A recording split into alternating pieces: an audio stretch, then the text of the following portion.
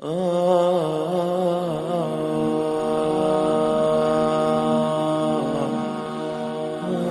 mendapatkan rahmat nikmat Allah Subhanahu wa taala begitu banyak selama kita hidup di dunia.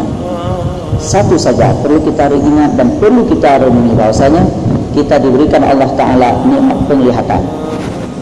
Dan nikmat Allah taala yang diberikan kepada kita semuanya adalah amanah. Semuanya menjadi pertanyaan di akhirat kelak. Maka mata kita ketika kita pergunakan pada sesuatu yang haram akan dipertanyakan oleh Allah Subhanahu wa taala pada suatu hari, yang berbicara adalah anggota-anggota tubuh kita yang kita pergunakan selama hidup kita. Bermula dari mata. Ketika mata memandang sesuatu yang haram, maka hati ingin melakukan hal yang haram tersebut, bergeraklah seluruh anggota tubuh untuk melakukan hal-hal yang haram. Pada akhirnya kita akan mendapatkan siksa yang sangat pedih di sisi Allah Subhanahu wa taala. Na'udzubillahi min dzalik.